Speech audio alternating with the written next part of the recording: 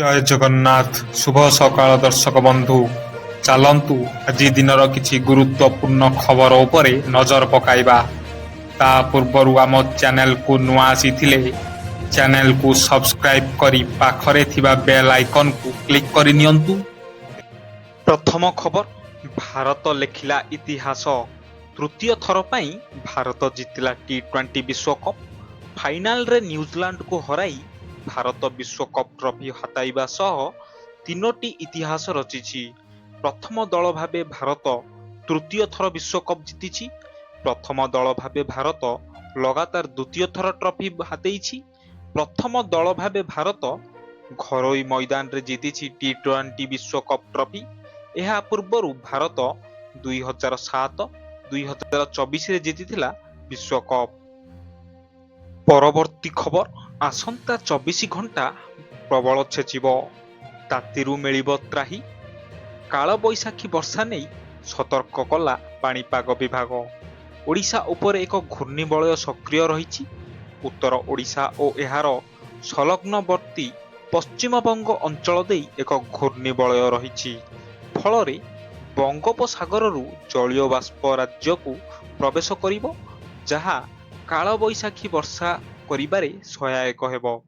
ଯାହାର ପ୍ରଭାବରେ ବିଭିନ୍ନ ସ୍ଥାନରେ ବର୍ଷା ହୋଇଥିବା ବେଳେ ଆସନ୍ତା 24 ଘଣ୍ଟା ପାଇଁ ପ୍ରବଳ ବର୍ଷା ସହ ବିଜୁଳି ଘଡ଼ଘଡ଼ି ନେଇ ଆକଳନ କରାଯାଇଛି। ପରବର୍ତ୍ତୀ ଖବର, ଦେଶରେ ଏକ ନୂତନ କେନ୍ଦ୍ରଶାସିତ ଅଞ୍ଚଳ ଗଠନ କରିବାକୁ ନେଇ ହେଉଥିବା ଦାବି ଶନିବାର କେନ୍ଦ୍ର ସରକାର ଖଣ୍ଡନ କରିଛନ୍ତି। ଏ ସମ୍ପର୍କରେ ଏକ ଦାବି ସୋସିଆଲ ମିଡିଆରେ ଭାଇରାଲ ହୋଇଥିଲା, ଯେଉଁଥିରେ ଦାବି କରାଯାଇଥିଲା କେନ୍ଦ୍ର ସରକାର ରଣନୈତିକ ଭାବରେ ଗୁରୁତ୍ୱପୂର୍ଣ୍ଣ ସିଲିଗୁଡ଼ି କରିଡର ନିକଟରେ ଅବସ୍ଥିତ ବିହାର ଏବଂ ପଶ୍ଚିମବଙ୍ଗର କିଛି ଜିଲ୍ଲାକୁ ନେଇ ଏକ ନୂତନ କେନ୍ଦ୍ରଶାସିତ ଅଞ୍ଚଳ ଗଠନ କରିପାରନ୍ତି। ପରବର୍ତ୍ତୀ ଖବର, ମହିଳା ଦିବସରେ ମହିଳାଙ୍କୁ ମୋହନଙ୍କ ବଡ଼ ଭେଟି। ଚତୁର୍ଥ କିସ୍ତି ବାବଦରେ ବଣ୍ଟା ହେଲା 5,000 କୋଟିରୁ ଅଧିକ। ମୋଟ 1,02,12,665 ହିତାଧିକାରୀ ପାଇଛନ୍ତି 5,000 ଲେଖାଏଁ ସୁଭଦ୍ରା ଟଙ୍କା।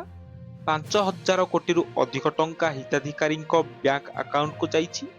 ପୁରୀ ତାଳବଣିଆଠାରେ ଆୟୋଜିତ କାର୍ଯ୍ୟକ୍ରମରେ ହିତାଧିକାରୀଙ୍କ ଖାତାକୁ ଟଙ୍କା ପଠାଇଛନ୍ତି ମୁଖ୍ୟମନ୍ତ୍ରୀ।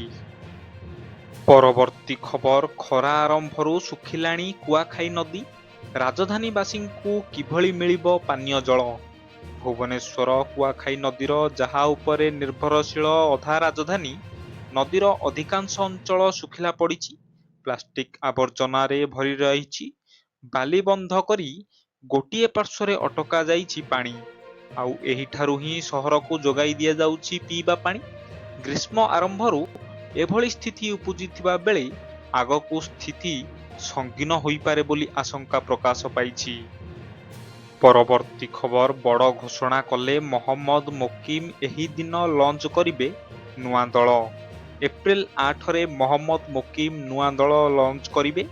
ନୂଆ ଦଳର ନାଁ ଓଡ଼ିଶା ଜନତା କଂଗ୍ରେସ ରହିବ ବୋଲି ଘୋଷଣା କରିଛନ୍ତି। ଭୁବନେଶ୍ୱର ପ୍ରଦର୍ଶନୀ ପଡ଼ିଆରେ ନୂଆ ଦଳ ଲଞ୍ଚ କହିଲେ ମୋକିମ। ନୂଆ ଦଳ ଲଞ୍ଚ କାର୍ଯ୍ୟକ୍ରମରେ ବିଭିନ୍ନ ରାଜନୈତିକ ପ୍ରତିନିଧି ଯୋଗଦେବେ ବୋଲି ସେ କହିଛନ୍ତି। ପରବର୍ତ୍ତୀ ଖବର, ଇରାନ ଯୁଦ୍ଧକୁ ନେଇ ଭାରତର ବଡ଼ ନିଷ୍ପତ୍ତି, ବିଶ୍ୱରେ ଚହଳ।